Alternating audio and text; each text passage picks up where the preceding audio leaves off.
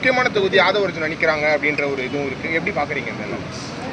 அதுதான் ஆதவர்ஜுன் நினைக்கிற மாதிரி முக்கியமான தொகுதியாக அதான் சொல்கிறாங்க ஸ்டார் தொகுதியா அவங்க சொல்லிக்கிட்டாங்கன்னா அப்படிதான் நினைக்கிறது. நாங்கள் நிற்கிறனால தான் ஸ்டார் தொகுதி நாங்கள் கேள்விப்படுறோம். ஸோ அதனால் மீடியா கொடுத்த கரெக்டான இது பண்ணிங்கன்னா நல்லாயிருக்கும். ஸோ இப்போ வந்து வேட்புமனு தாக்கல் பண்ணியாச்சு. அடுத்த கட்டங்கள் என்னென்ன இல்லை, நாங்கள் பொதுவாக அதை பரப்புரைக்கு போய்க்கிட்டோம். மக்களிடத்தில் வந்து நாங்கள் கேட்கும் பொழுது நாம் தமிழர் கட்சி ஆட்சிக்கு வந்தால் என்ன மாதிரியான முன்னேற்பாடுகளை செய்கிறோம் அப்படிங்கிறதான விஷயங்களை.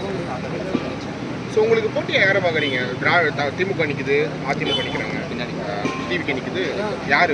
எங்களுக்கு எப்போவுமே போட்டி திராவிட கட்சிகள் தான். மற்ற 3 கட்சிகளுமே உங்களுக்கு எங்களுக்கு எல்லாரும் சொல்லலாம் 4 மணி போட்டி 5 மணி போட்டி. எங்களுக்கு 2 போட்டிகள் தான். தமிழ் தேசியம் திராவிடம் 2க்கு தான் போட்டி. அது நாங்கள் தமிழ்நாட்டு மக்களுக்காகவும் தமிழர்களுக்காகவும் யார் வேணுமா வந்து வாழலாம், ஆனால் தமிழ்நாடு தான் ஆளணும் அப்படிங்கிற பொறுப்பாளோட நாங்கள் சீமானவர்கள் என்ன சொன்னாங்க உங்ககிட்ட? வேட்புமனு தாக்கல் செய்ய போகிறோம், எல்லாரும் தமிழ்நாட்டுக்குள்ள எல்லாரும் ஆரம்பிச்சிருக்கீங்க, எப்படி என்ன சொன்னார் சீமான்? ஏன் அவர் பிளஸிங் பண்ணி தான் அனுப்பினாராங்க.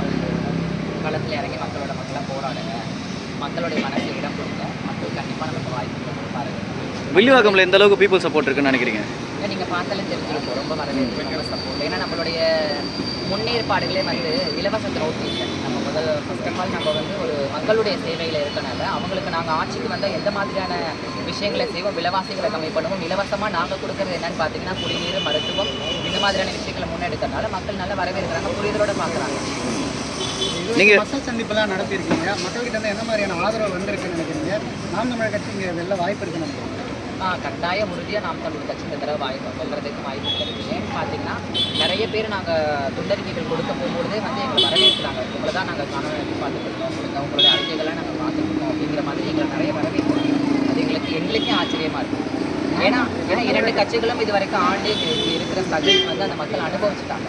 ஒரு மாற்றத்தை எதிர்பார்க்குறாங்க. அந்த மாற்றம் எதுவாக இருக்கும்? ஏன்னா இலவசங்களை அறிக்கை செய்கிற கட்சிகளை பார்க்கிறோம். நாங்கள் இலவசத்தை கொடுக்காம எங்களுடைய குரல் வந்து வேறதாக இருக்கும் பொழுது மக்கள் வந்து ஒரு டிஃப்ரெண்டான விஷயங்களை எதிர்பார்க்குறாங்க. ஓட்டுக்கு பணம் கொடுக்காம, இலவசங்கள் கொடுக்காம வெற்றி பெற முடியும் அப்படின்னு நினைக்கிறீங்க?